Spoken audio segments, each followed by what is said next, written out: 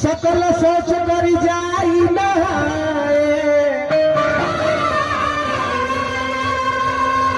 नित्य निवाही गुरु ही सिरंगा समय जान गुरु आयुष पाई लेन प्रसून चलो दो भाई। जनकपुर में जाकर के जनकपुर धाम के दर्शन करे खातिर राम लक्ष्मण गुरु विश्वामित्र जी के साथ में पहुंचल बालो।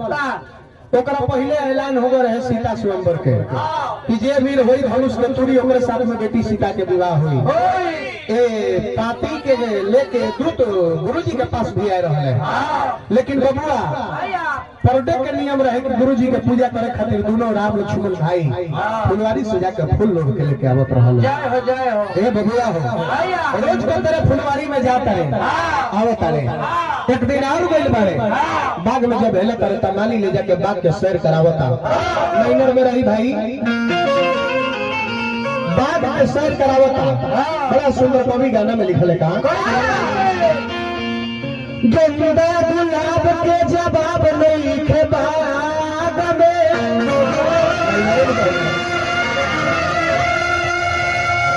बेली चमेली खेली करत बा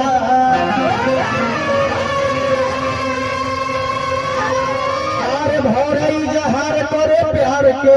सब कलियन से शीतल पवन पवन में अब धैवत राजा धैवत डाली डाली के फूल के माली बतावता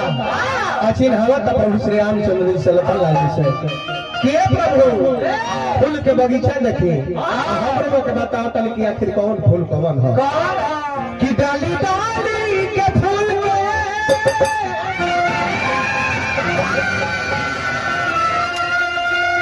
अरे बता दे मलिया लखन से बानिया सुशोभित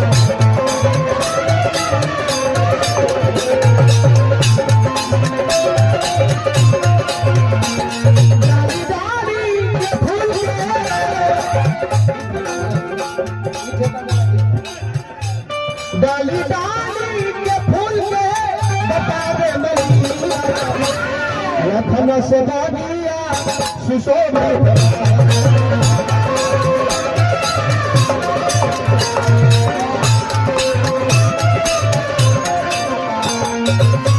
कोयला पति हायोरी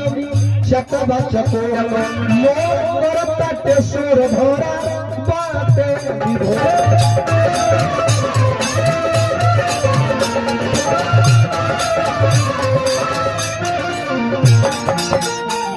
एगो चूसता तल दोसरा में अरे दोसत बा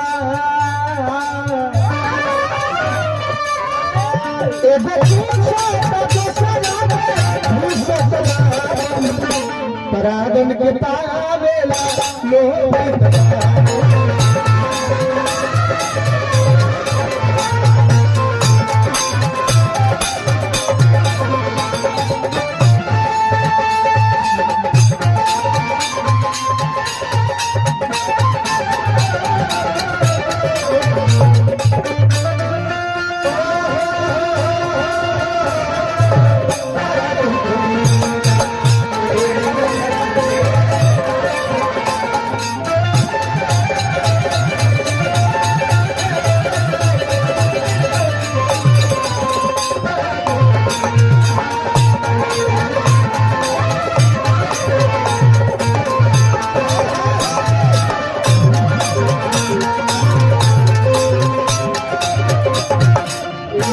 बहुत सुंदर अवसर हमारे भाई दीपक जी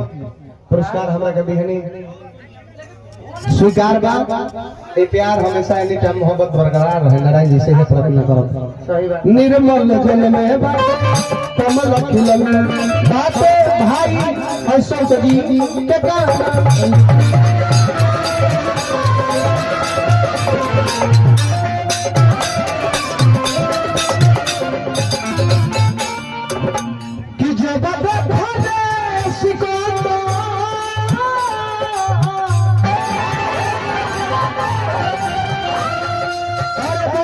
अखिया के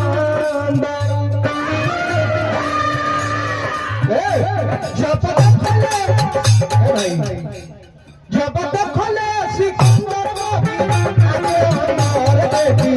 सुंदर मोहित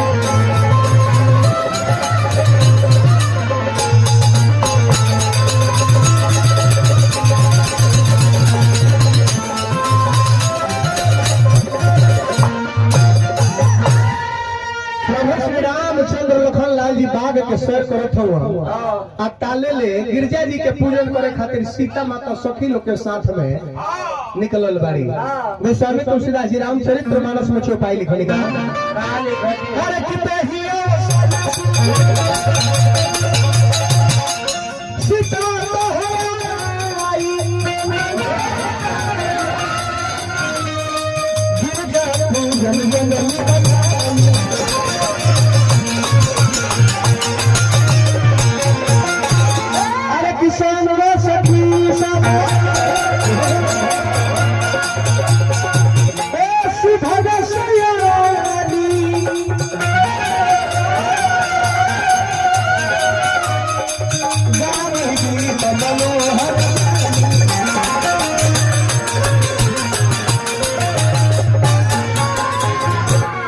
रामचंद्र जी कहते कितना सुंदर नजारा बरे भैया बगिया में फूलबा गमके आ पोखरा में मछली चमके आ कैसे गौरी बगिया के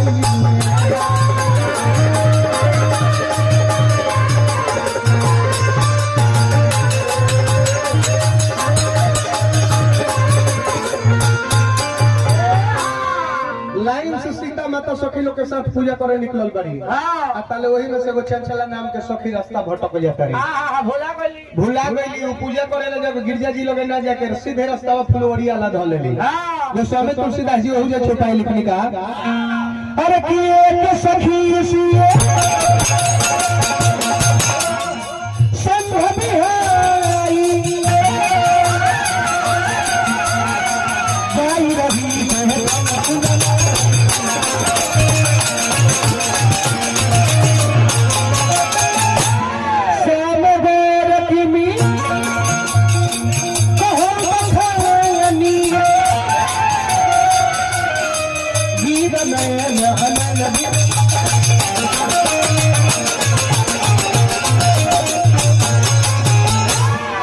जाके देखो तरी राम लक्ष्मण दूगो सुंदर राजकुमार फुलवारी में खड़ा बाड़े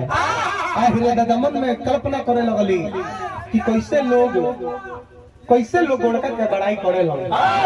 हमरा देखे से हमरा नजर में संवरका जितना अच्छा लगता हमरा गोड़का अच्छा नहीं खेला लेकिन होटल लोग तीनों जने राजकुमार वो अपना जाने को हतर कि लोग गोड़का के बड़ाई काहे करे लगे ऐ संवरका में इतना रस भरल बा देख के एकदम मन उनकर विभोर हो जाता करस तो का करस मन में इहो एगो बात कल्पना करो तरीका है खातिर राजा जनक झूठो के परण कोइले बाड़े का सुंदर इहे रही कि एही दोनों लइकाओं से अपना सीता के बियाह कर देते तो बिना मतलब के भवंडल क के रखले बड़े कि जे वीर होई धनुष के तुरी ओकरे साथे हम बियाह करब केकरा ओर से भैया हाकिम जादव जी की ओर से 101 रुपया का पुरस्कार बा बार बार प्रणाम करो नारायण जी बनोले रखे जय हो ओइजा से देख के अब तरीका हवा सीता माता जहां गिरजा जी के पूजन करे खातिर रुक रहली त हवा देखो तरी की सीता माता बारी जाके कह तरी की ए सीता ए जे पूजा करो तरु असली त फल हो फुलवारी में लागल बा आखिर भइल का बा त कह तरी की हम का कही तहरा से फुलवारी का भाई बैठो तन 2 मिनट फुलवारी में आता ना सुंदर दुगो राजकुमार आयल बाड़ो आंखें नहीं ठहरा तो देखला पो तो सीता माता पूछली कि आखिर क्वेश्चन बारे बता सकेलू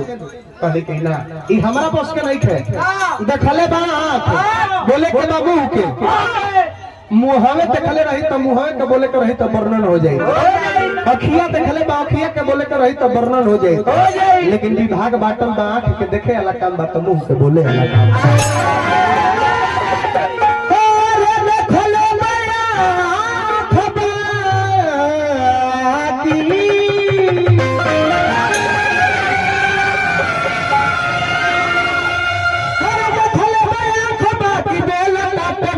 कैसे बोली हो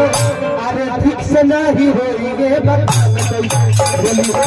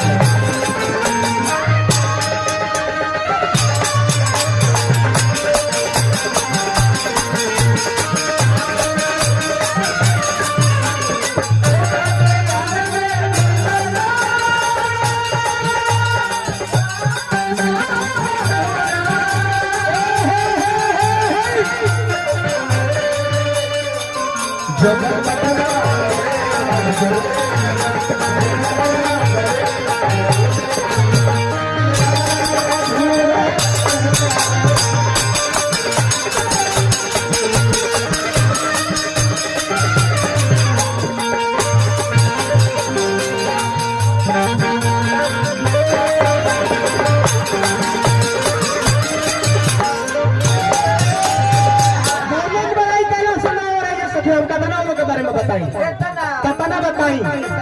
बगिया के देख खाती भाई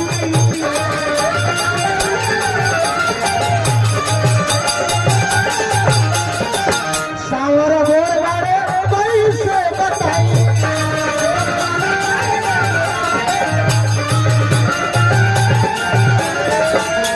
आरे बुहा के जैसे नहीं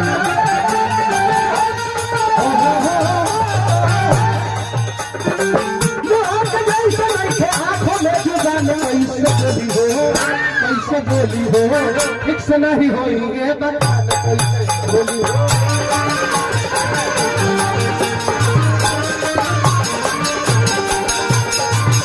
मगर जी भर जी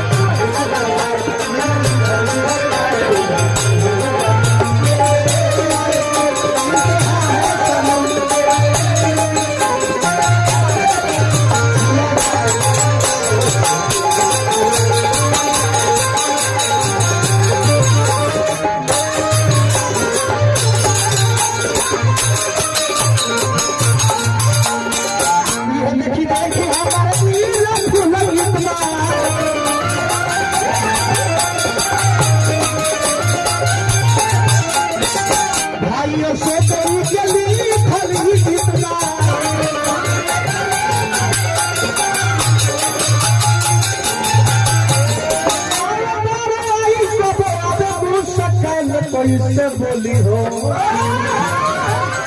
इच्छा नहीं होई है बता कैसे बोली हो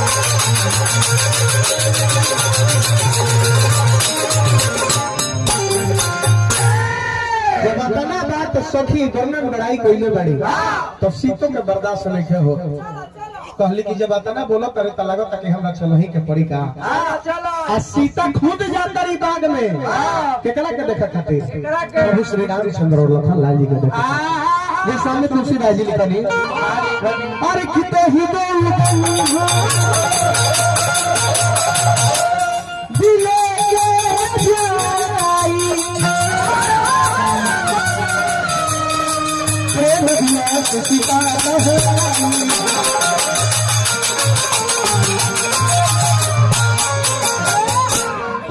नीनूपुर धुनी सुनी कहत लखन सन राम हृदय गुनी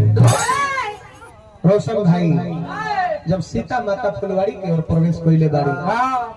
तब पायल के आवाज छम छम छम छम करत प्रभु श्री रामचंद्र जी के कान में गइल बा लखन से कहता रहे कि लखन कुछ आवाज सुनाता तुम्हारा कुछ धुन सुनाता अनुभव करत कैसन आवाज है आता है का हर पायल बजे सबके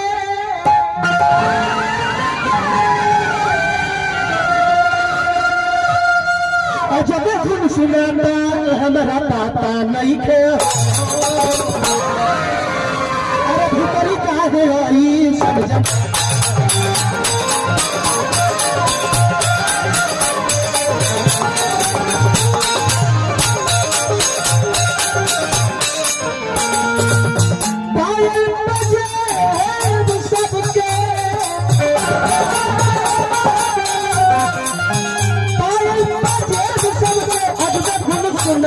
हमरा पता नहीं के हो अरे भीतरी का है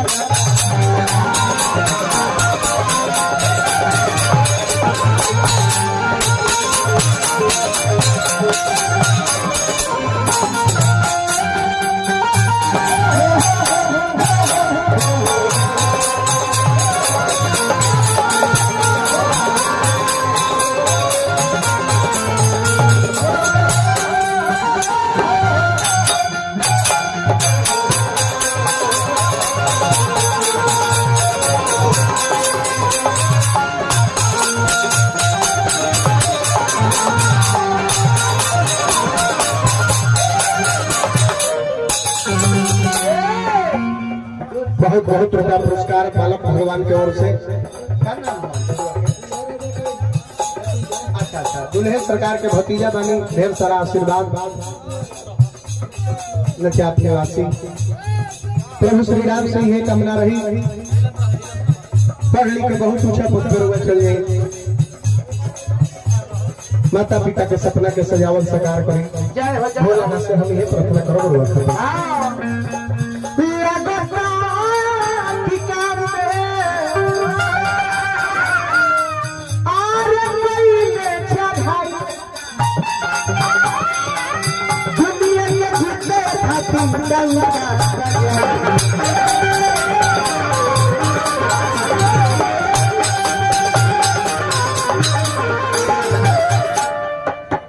सिंगर प्रिंस सिंह जी हमारे बहुत बड़ा चहेता बानी हमारे सुने में आएगा तो भगवान से हम प्रार्थना करो। अच्छा अच्छा अच्छा वाह क्या बात है ध्यान तो लेके एक्सेप्ट करा दो दुनिया से भोलेनाथ से हम ये प्रार्थना करो कि मित्रता हमने के भैया भी ऐसा बना रहा। हाँ अच्छा ठीक है हम बैठते हैं तो देखो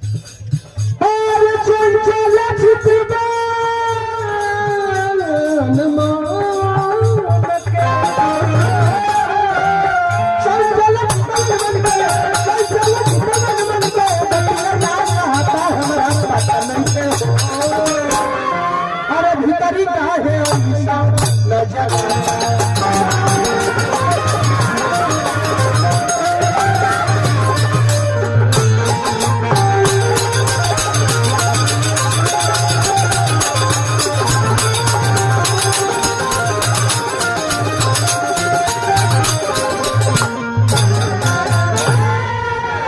सीता माता जो फुलवारी में एंट्री कोई बड़ी आवा प्रसंग में हिस्सा लो खड़ा होकर हम बताओ थे तो बहुत सारा पुरस्कार से नजर मिले के चाहिए घूंघट उठावा नजर से नजर मिले के चाहिए मलौला तो भल होला मले अपन बड़ा है कोनो बात बुझा कि तू पूजा करे आल लोलू गिरजा जी के चंचला के कहला रहला को फुलवारी के और तू निकल गइल बाड़ू जय हो जय सीता जब फुलवारी में एंट्री कैली है राम जी के जब देखली है तो आश्चर्यचकित होकर देखते रह गइली है न उनकर पलक गिरता न उठता रामो जी के पलक न गिरता न उठता रामो जी बड़ा चाव से देखता आ सीतो जी बड़ा निगरानी से देखता रे आ लक्ष्मण जी देखता रे कि याही रे दादा हमार भैया कहलन कि दूसरा के माई बहन बेटी पर नजर ना डाले के चाहिए आई अपने का करतन बुझात नहीं थे भैया भैया ई का करता नहीं रहुआ भैया ई का करता नहीं रहुआ राम जी बतिया तड़ो लेकिन नजर नहीं खन घुमावत जवाब में तरन की लक्ष्मण चिन्ह तरह के है इके है यूहे है जेकरा खातिर धनुष जग रखल गइल बा तात जनक न्याय हसोई आ धनुष जग जेहि कारण होई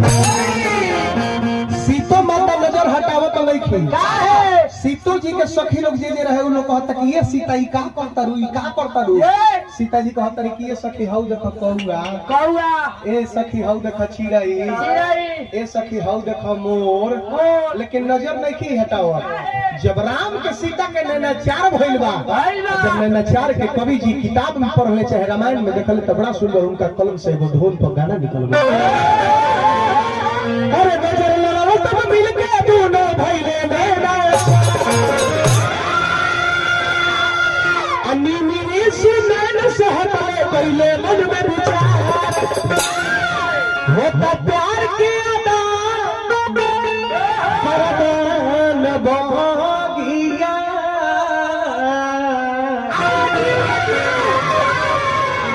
प्रेम के बरसा बरसेला तीनों के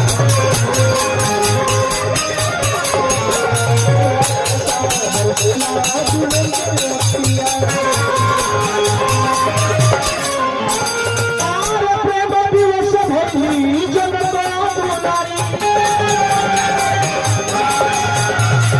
मन से विचार सुंदर रूप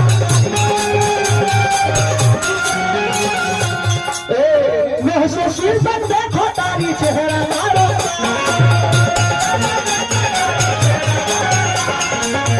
मोने राम के मनली सब प्यार के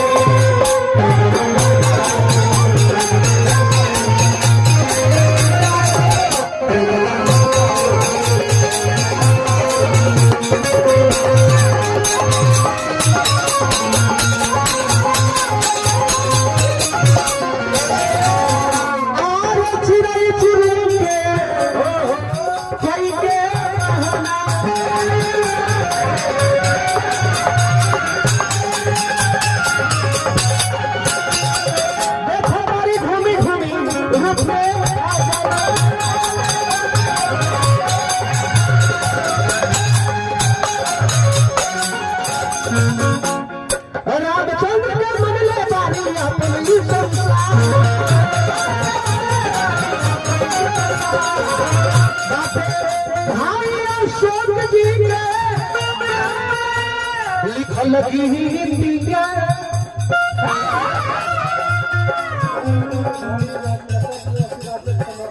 राजा समर्पण दुल्हे राजा के भाई बानी चाप निवासी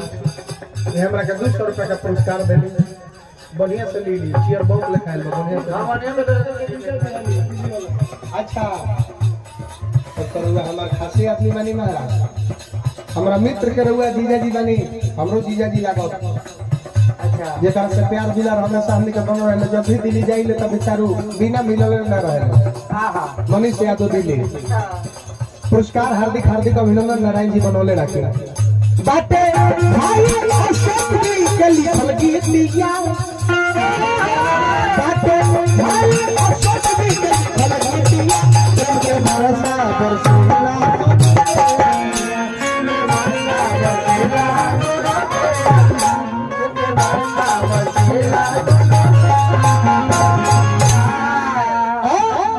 जब सीता के नजर हटत नहीं रामपुर से तो एगो सखी जा करके लेना चार तुरे के चक्कर में बाड़ी कतनो बोलोली फुसलोली नजर ना हटल बीच में जाके आ दीवार के तरह जब हाथ हिलौले बाड़ी खार हो करके तब नजर हटल सीता कह कर हरी बाप हमी का करता का बाकी रह गइल मने मने राम जी के अपन दुल्हा मान के आ निकलल बाड़ी कहां गिरजा जी के जहां मूर्ति रखल रहे गिरजा जी से जाके कहता रही कि जेकरा के हम फुलवारी में देखनी हम ऐसा और कृपा होके कि वही संवरकू के साथ में हमार सदिया हो जा विनय प्रेम बस भई भवानी खसी बाल मुरहर मुस्कानी ठठा के पत्थर के मूर्ति हसल बा दिन हो आज हमारा तो तहार हो काल तहार हो पत्थर के मूर्ति ठठा के हसल इहो एगो कारण है इहो कारण है मालूम हो तो बताइए ना तो रहे दी हम जानकारी हुई तो बताइए ना तो रहे दिया कल सता आनंद जी से पार्टी हर देश विदेश में भेजल गए बा जनक जी बोलौले बड़े पार्टी हर जगह भेजले बड़े तब स्वामी तुलसीदास जी लिखले कैसे सोना को जनक बुला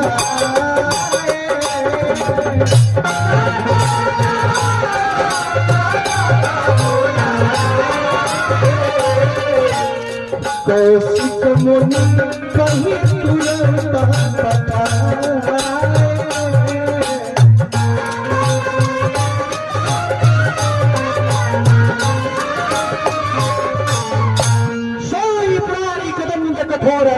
समाज जुइया तोड़ा।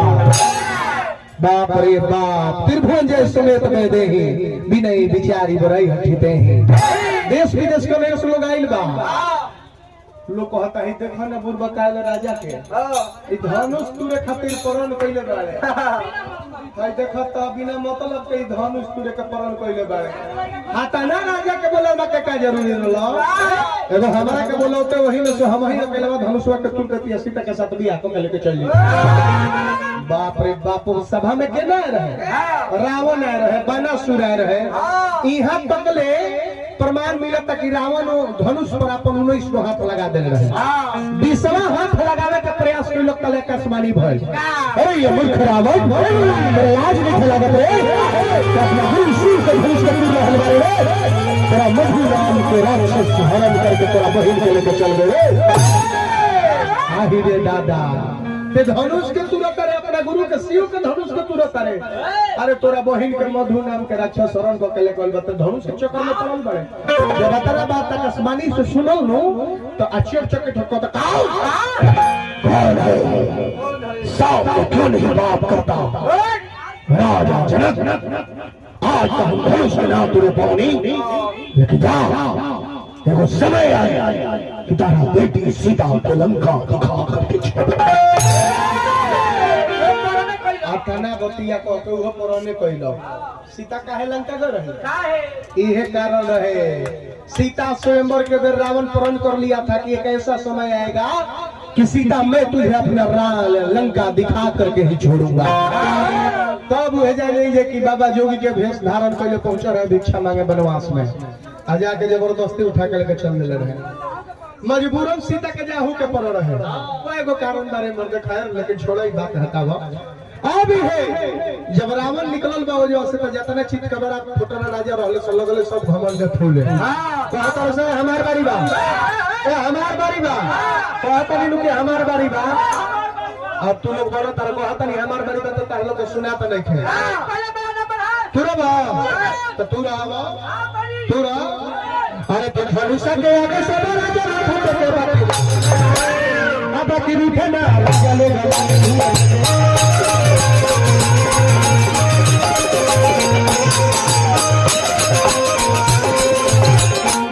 नई के सहूर जरूरत वाले भारत रहो।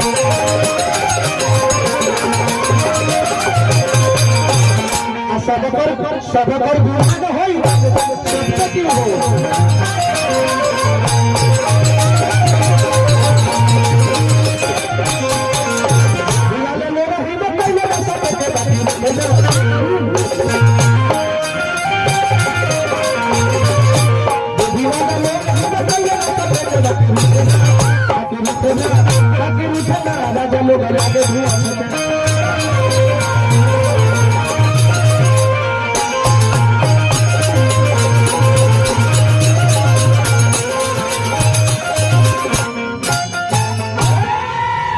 मनीष भैया दुल्हे राजा के बड़े भैया की ओर से 101 रुपए का पुरस्कार। हार्दिक हार्दिक अभिनंदन। भोलेनाथ से यह प्रार्थना करब कि प्यार मोहब्बत एनी टाइम बना रहो। अब यह जाए जाए देखी बारी बारी से धनुष पर आजमाओ लोग, लेकिन कोई स्त्रीन भर हिलल ना। तो गोस्वामी तुलसीदास जी लिखल है हरे की भूत लगे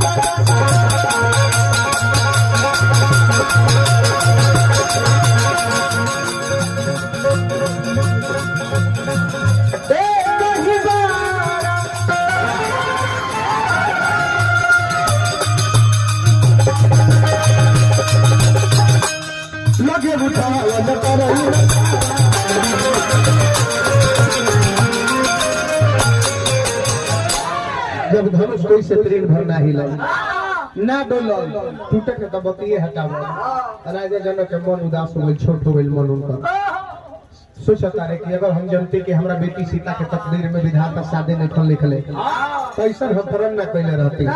तो बढ़ाई लतनी। कहतर की जाहू हम जनती पर नहीं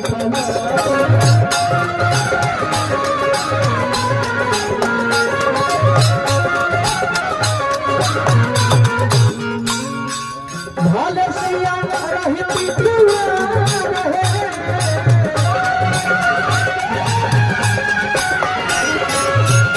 तुला कौन है बहुत पुराना लय है, निर्गुण के लय है, गवात रहे पहले।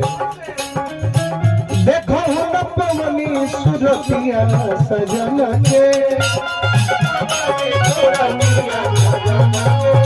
सावर बड़ आँखि को रहे, यही लय के सहारा लेके राजा जन कहले, जाहु हो जनती तो जन नहीं धनती, भले सिया रहती कुलाल है,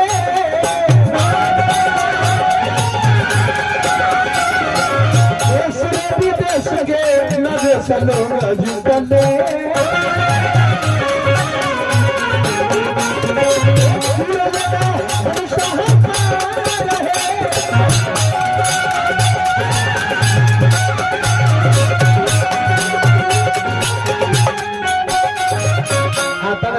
बबुआ जब